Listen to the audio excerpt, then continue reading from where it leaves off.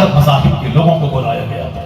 وہاں سے ہندوستان کے ایک مولانا صاحب گئے اور وشو ہندو پریشد کی طرف سے اشوک سنگھل جی گئے تھے اور دوسرے لوگ بھی الگ الگ برادری کے الگ الگ دیپار کے لوگ, سکھ, ہندو, مسلم, ہر مذاہب کے بڑے بڑے عالموں, بڑے بڑے جانکار کوالیفائڈ لوگوں کو بلایا گیا تھا.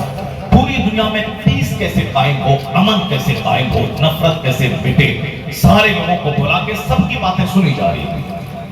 انڈیا کے جتنے لوگ گئے تھے, چاہے ہندو ہو یا مسلمان, ان کے کھانے کا, ٹھہرنے کا ایک ہوٹل میں انتظام تھا.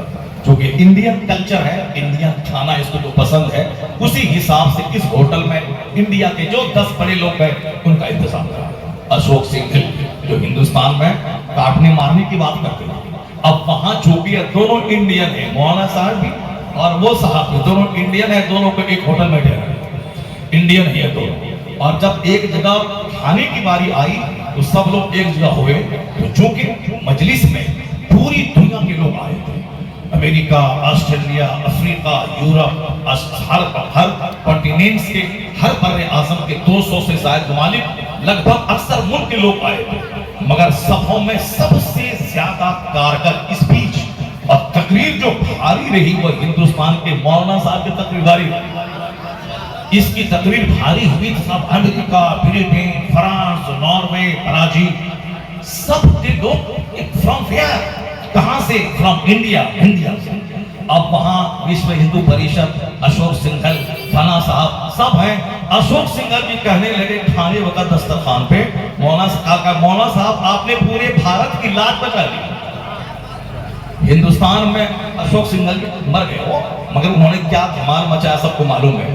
مگر امریکہ جانے کے بعد کیا کہتے ہیں کہ آپ نے بھارت کی آبرو بچا لی, آپ نے بھارت کی عزت بچا لی. آج پورے یونائٹڈ نیشنز میں آج جو بولی صاحب شہرت ہے, عزت ہو رہی ہے. صاحب ایک مولانا ہندوستان سے آیا ہے, ہائیلی کوالیفائڈ, اس نے زبردست انہوں نے فارمولا پیش کیا ہے. پتہ یہ چلا کہ بھارت کا آدمی کوئی باہر میں اچھا بڑا کام کرتا ہے تو 140 ہندوستانیوں کا سینہ فخر سے بلند ہو جاتا ہے. میں اپنے نوجوانوں سے کہتا ہوں, اگر تم نیک بنے, اچھے بنے, بڑے بنے, تو مسلم سوسائٹی 40 کروڑ کی تعداد میں جو ہندوستان میں مسلمان رہتے ہیں, سارے مسلمانوں کا سینہ فخر سے چوڑا ہو جاتا ہے. لیکن اگر ایک مسلمان کا بچہ چور اور ٹکے اور بہت خطرناک اسکینڈل میں پھنس جاتا ہے تو ہندوستان کے 40 کروڑ مسلمانوں کا سر شرم سے جھک جاتا ہے. اس لیے تمہارے اوپر ماں باپ کی ترقی, تمہارے کاندھے پہ سماج کی ترقی, تمہارے کاندھے پہ اپنے ملک اور وطن اور ملت کی ترقی کا بوجھ ہے. اور تم جو 24 گھنٹے گٹکا کھائے گا, سماج کا کیا حال ہوگا؟ تم جو 24 گھنٹے گلی کوچے میں پھر کے دوسروں کی بہو بیٹی پہ بری نگاہ ڈالے گا, سماج کا کیا ہوگا؟ سماج کا کیا ہوگا؟ تیرے ماں باپ کا کیا ہوگا؟ تیرے فیوچر کا کیا ہوگا؟ تیرے مستقبل کا کیا ہوگا؟ اچانک آسمان سے سونا نہیں برستا, زمین سے سونے کی ہانڈی نہیں نکلتی. ہزاروں لوگ, لاکھوں لوگ کسی انتظار میں رہ گئے کہ میرے گھر میں سونے کی ہانڈی نکلے گی, پھر میں پورے سورت کا سب سے بڑا مالدار بن جاؤں گا. مر گئے, سونے کی ہانڈی نہیں نکلی. ایسا نہیں ہوتا ہے کہ زمین سے سونے کی ہانڈی نکل جائے, ایسا نہیں ہوتا ہے کہ آسمان سے ہیرے اور جواہرات کی بارش ہو جائے. پھر کیا ہوتا ہے؟ ہوتا وہی ہے. دھیرو امبانی امریکہ میں نوکری کرتے تھے, ایک ایک منٹ کو قیمتی سمجھتے تھے, ایک ایک لمحے کو قیمتی سمجھتے تھے. میں یہاں مزدوری کرنے آیا ہوں, 1 منٹ برباد نہیں کرتے. وہ بلا وجہ گھومتے پھرتے نہیں, وہ 1-2 گھنٹے سنیما ہال میں نہیں رہتے تھے. پنکچوئلٹی, ایک ایک منٹ کو قیمتی سمجھنا, ایک ایک منٹ کو قیمتی سمجھا, خوب دن رات محنتیں کی. اس کے بعد جب ہندوستان آئے, ایک راستہ ملا, گجرات میں ایک ریفائنری چھوٹی سی کھولی, اور آج دنیا ہندوستان کا سب سے بڑا ریچسٹ مین آف انڈیا, سب سے بڑا مالدار آدمی اس کا بیٹا مکیش امبانی ہے. باپ مزدوری کرتا, محنت کیا, ایک ایک منٹ کو قیمتی سمجھا. آج اس کا بیٹا ہندوستان میں یہ کہہ سکتے ہیں کہ روزانہ اس کی فیکٹری سے سونا نکلتا ہے. اگر ہزاروں ٹرک مال سے لدے ہوئے اس کی فیکٹری سے نکل رہے ہیں, اور صاحب بڑا سے بڑا شیپ اس پر مال لوڈ کر کے باہر جا رہا ہے, اس پہ مال آ رہا ہے, تو آپ کیا کہہ سکتے ہیں کہ سونا اگلتا ہے. سونا برستا نہیں, सोना जमीन से निकलता नहीं है, मेहनत करके पहाड़ के पत्थर को पानी बना के सोना निकाला जाता है, जमीन की खुदाई करके वहां से फसलें बाहर निकाली जाती है। ये जो इंतजार में रात दिन घूमते होंगे, अचानक कुछ हो जाएगा और हम डेवलप कर जाएंगे और तरक्की कर जाएंगे, ऐसा नहीं होता है। मेहनत करने वाला ही कामयाब होता है। इसलिए एक जवान, तेरे सर पे काम दुनिया की कामयाबी का बोझ भी है और आखिरत की कामयाबी का बोझ भी तेरे ऊपर है। बूढ़े को पूछ ले, वापस 100 रकात नमाज़ नफल पढ़ पाएगा? बूढ़े से पूछ ले, क्या मक्का से चल के मैदान अरफात 17 किलोमीटर दूर पैदल चल पाएगा? हर कदम के बदले में 6 करोड़ नेकियां मिलती हैं जो पैदल हज को जाता है, क्या उसे नेकी मिल पाएगी? क्या हर वक्त वो अपने दुकान से फैक्ट्री से दुकान, फजर में, जोहर में, असर में, मगरिब में, इशा में, जुमा में, ईदैन में, इस जलसे में, उस जलसे में, बिल्कुल एक जवान जो एक्टिव होके जा पाएगा, क्या एक बूढ़ा जा पाएगा? बूढ़ा तो घर से सीढ़ी पे चढ़ता है तो सीना पकड़ के बैठ जाता है, फिर वह दोबारा चढ़ने की हिम्मत नहीं करता है। वह जवान आदमी है जो 50 बार 5 मंजिल पे जाता है, वो नीचे आ जाता है, सीना मजबूत है, दमखम है इसमें। मगर बूढ़ा तो 10 कदम मस्जिद नहीं जा सकता है। तो जो सवाब जवान कमा सकता है वो बूढ़ा नहीं कमा सकता, जो नेकी जवान कर सकता है वह बूढ़ा नहीं कर सकता है। इसलिए कहा गया है हदीस में कि 70 बूढ़ों की तौबा से अल्लाह उतना खुश नहीं होता, 70 बूढ़ों की तौबा से अल्लाह उतना खुश नहीं होता जितना एक जवान की तौबा से अल्लाह ताला खुश होता है। एक जवान की तौबा से अल्लाह उतना खुश होता है, 70 बूढ़ों की तौबा से भी जितना खुश नहीं होता है। एक जवान की तौबा से, जो कि एक जवान अगर तौबा करता है तो एक अहद से बन जाता है, एक मुल्क तरक्की करता है, एक समाज तरक्की करता है। अगर जवान सुधर जाए, उसकी नस्लें सुधर जाती है। इस आज जब जवान बिगड़ा है तो आज सारा समाज चौपट हो चुका है। माल कमाने से क्या होता है, दौलतें कमाने से क्या होता है? मुकाबला अखलाक का, मुकाबला तकवा का, मुकाबला परहेजगारी का, मुकाबला सखावत का, मुकाबला फयाजी का, मुकाबला राइचसनेस का, मुकाबला पाइएटी का, मुकाबला जेंटिलिटी का, मुकाबला ह्यूमैनिटी का। बूढ़ा आदमी जिसकी कमर झुक गई, 18 साल की कोई कोशिशा अगर सामने रक्स कर रही हो, जब कमर ही नहीं उठेगी तो क्या गुनाह करेगा? 80 साल का बूढ़ा जो हाथ जिसका कांप रहा है, जब हाथ में गिलास ही नहीं ठहरता तो शराब का जाम क्या उठा के पिएगा? तो इसलिए उसकी तौबा कमाल नहीं, वह तौबा न करे तो क्या करे?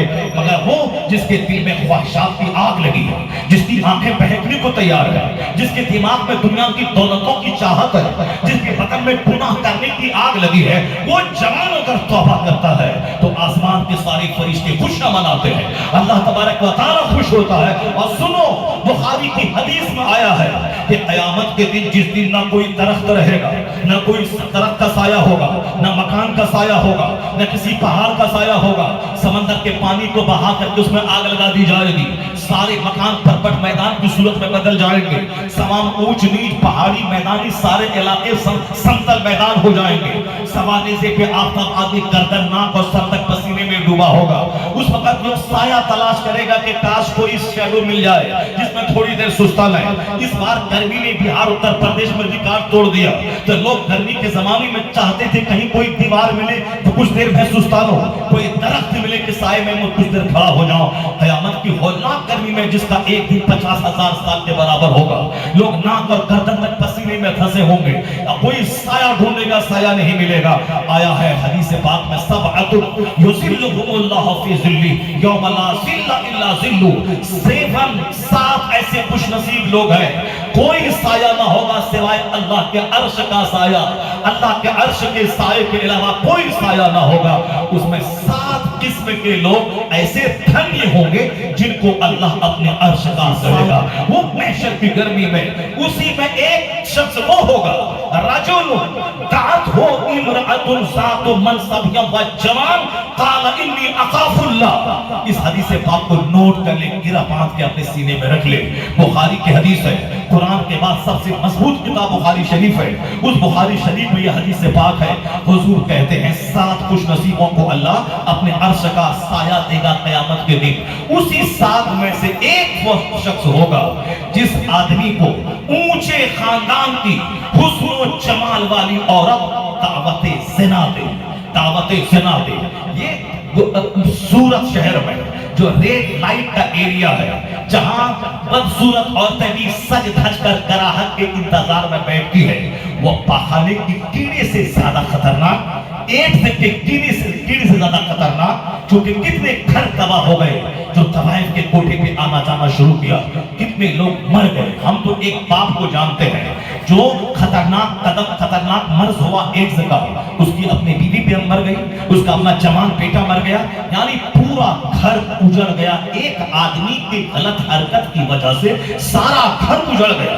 वह नापाक मनहूस कीड़ा मिलता कहां है? वही पेशावर तवाइफों के यहाँ से, जहां रोजाना 10 लोग जाते हैं, महीने में 100-200 लोग जिसके पास जाते हैं, न जाने कौन किस तरह का ब्लड लेके जाता है, वो बीमारी लेके वहां से आता है। वो सड़ी हुई खातून है जो अपनी किस्मत को बेच करके 2-4 पैसे कमाती है, और उससे बड़ा सड़ा हुआ वो आदमी है जो उस सड़ी हुई औरतों के पास जाके अपनी ख्वाहिशात की प्यास और भूख को मिटाता और बुझाता है।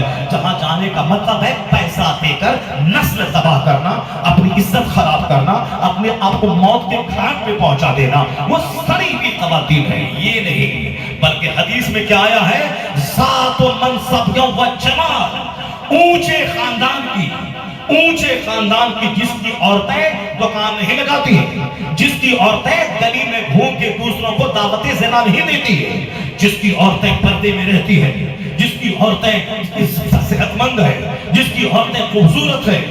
हदीस में आया है कि ऊंचे खानदान की, मनसब वाली, हुस्नो जमाल वाली, खूबसूरती वाली, वो औरत अगर किसी से कहे कि हम तुमसे मिलना चाहते हैं, मगर ये नौजवान ये कहे नहीं, इन्नी अखाफुल्लाह, मैं अल्लाह से डरता हूं, मैं ऐसा नहीं करूंगा, क्योंकि यह मुश्किल काम है, करोड़ों में कोई ऐसा करेगा। इसलिए हदीस में आया है, जो जवान ऊंचे खानदान की खूबसूरत औरत की पेशकश को ठुकरा दे और कहे मैं अल्लाह से डरता हूं, तो अल्लाह उस जवान को क़यामत के दिन अपने अर्श का साया नसीब फरमाएगा। नारे तकबीर, नारे रिसालत, मज़हब इस्लाम, पैगाम मुस्तफा, शहंशाह बगदाद कॉन्फ्रेंस।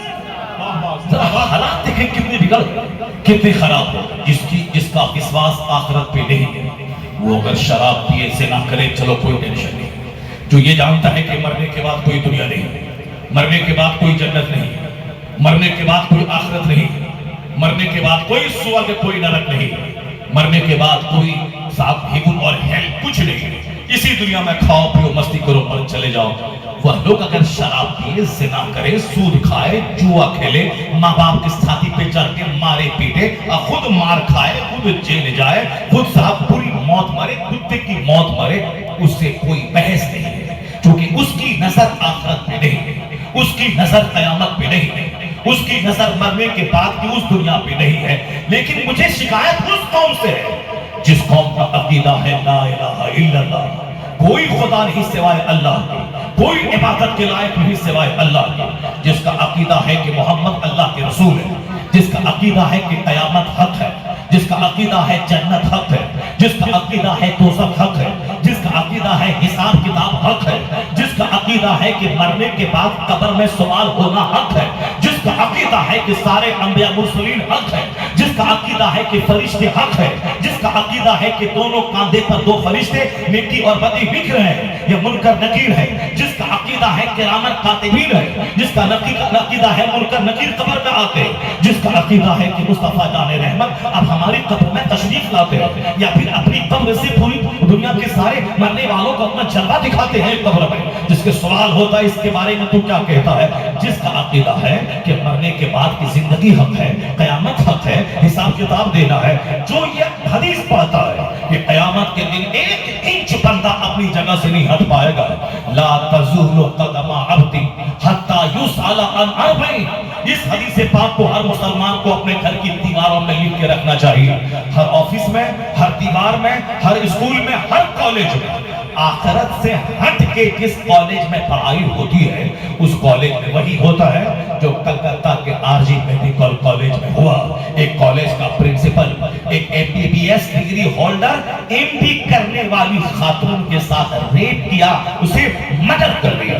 जहां आखिरत का विश्वास नहीं है वहां मेडिकल कॉलेज में ज़िना हो। जहां आखिरत पे यकीन नहीं है वहां railway security force, railway protection force जो आरपीएफ का जवान है वो रास्ता चलते रात में एसी के डब्बे में एक सोई हुई लड़की के साथ छेड़खानी करता है। कौन? जो रखवाला है, जो रक्षक है, जिसको तनख्वाह देती है गवर्नमेंट ताकि तू हिफाजत करे मुसाफिर की।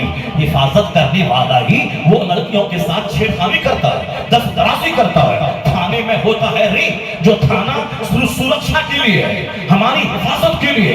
अगर कोई खूबसूरत खातून वहां चली गई फरियाद के लिए कि हमें समाज का फला लड़का पीछा कर रहा है, आप हमको बचाइए, वो बचाने क्या जाएगा, पहले उस लड़की से रेप करना चाहता, जो जिसकी शिकायत करने आई है उसी के साथ वो थानेदार रेप कर रहा है। जहां सिर्फ इंजीनियरिंग की तालीम है, आखिरत का हिसाब किताब नहीं है, वहां कॉलेज में है रेप, कोचिंग सेंटर में है रेप, स्कूल में है रेप, 8 क्लास में है रेप, 10th में है रेप, इंटरमीडिएट में है रेप, ग्रेजुएशन में है रेप, पोस्ट पीजी में है रेप, आईएएस ऑफिसर करता है रेप, एसपी करता है रेप, यहां तक कि जज के सामने होता है रेप और जज खुद रेप में मुलविस होता है।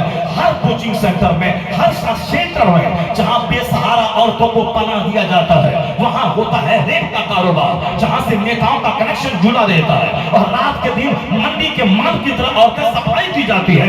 सबको मालूम है कि बिहार के मुजफ्फरपुर में शेल्टर होम में क्या हुआ, जो एक हिंदू संगठन जिस शेल्टर को चलाता था वहां की औरतों के साथ कितना गहरा कनेक्शन साथ नेताओं के साथ था, सबको मालूम है। अभी 1 महीना पहले की बात है, दिल्ली के एक कोचिंग सेंटर के तहखाने में कितनी लड़कियां मिलती हैं ये सब हमको मालूम है।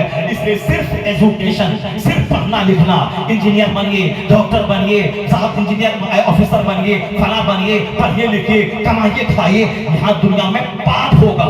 अगर जहां आखिरत का डर नहीं है, अल्लाह का डर नहीं है, मुस्तफा से हया नहीं है, तो वहां इंजीनियर बनने के बाद रेप है और कत्ल है। इसलिए मेरे पैगंबर ने 1400 साल पहले कहा था, अल्लाहुम्मा इन्नी अस्अलुका इल्मन नाफिआ, ए अल्लाह इल्म नाफे का सवाल करता हूं, वह इल्म जो इंसान बना दे, वह इल्म जो अल्लाह का डर दिखा दे, वह इल्म जो आदमी को भले बुरे की तमीज सिखा दे, वह इल्म जो राइट और रॉन्ग में डिफरेंशिएट करने का तरीका बता दे, इल्म वही जो मकसद हयात बता दे, वह इल्म जो पैसा कमाने का सिर्फ तरीका सिखाए, वह इल्म मुमकिन है कि आदमी को जानवर बता दे। जो कुछ आज मेडिकल कॉलेज में हो रहा है, इंजीनियरिंग कॉलेज में हो रहा है, छोटी स्कूल में हो रहा है, हुजूर ने कहा था, अल्लाहुम्मा इन्नी अऊज़ु बिका मिन इल्मिन ला यनफा, ए अल्लाह हम उस इल्म से तेरी पनाह चाहते हैं जो इल्म हमें नफा ना दे, जो इल्म नफा ना दे उससे तेरी पनाह चाहता हूं। अब पता चला इल्म की 2 किस्में हैं, एक प्रॉफिटेबल, एक नॉन प्रॉफिटेबल। प्रॉफिटेबल वो इल्म है जो आदमी को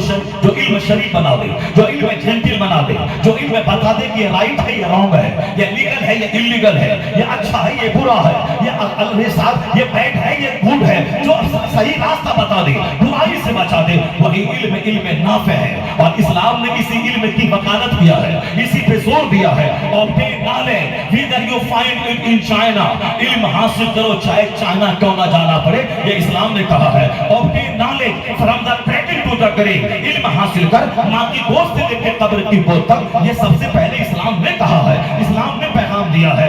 उतलुबुल इल्म, इल्म हासिल करो। नॉलेज इज पावर, इल्म ताकत है, नॉलेज इज लाइट, इल्म रोशनी है, नॉलेज इज कंपनी, इल्म साथी है, नॉलेज इज आर्म्स, इल्म हथियार है, नॉलेज इज आर्म्स, इल्म हथियार है, नॉलेज इज ऑर्नामेंट, इल्म जेवर है, इल्म जेवर है, इल्म बेस्ट कंपनी है, इल्म तन्हाई का साथी है, इल्म कमजोर को बलवान बना देता है, इल्म अंधेरे घर में उजाला लाता है, इल्म कमजोरों को ताकतवर बना देता है। यानी जो बात है आज अमेरिका का वैज्ञानिक बोलता है, जो हिंदुस्तान के प्रधानमंत्री बोलते हैं, जो आज दुनिया भर के दानिश्वर कहते हैं कि पढ़िए पढ़िए पढ़िए, शिक्षा शक्ति है, शिक्षा प्रकाश है, शिक्षा साथी है, शिक्षा जेवर है, शिक्षा हथियार है, शिक्षा आर्म है। जितनी बातें लोग कह रहे हैं ये बातें वही हैं जो 1400 साल पहले मुस्तफा ने ने कही है। आज हिंदुस्तान का कोई कॉलेज 200 साल पहले नहीं था, 400 साल पहले की यूनिवर्सिटी नहीं थी, अमेरिका नाम का कोई मुल्क 1000 साल पहले उसका नामो निशान नहीं था।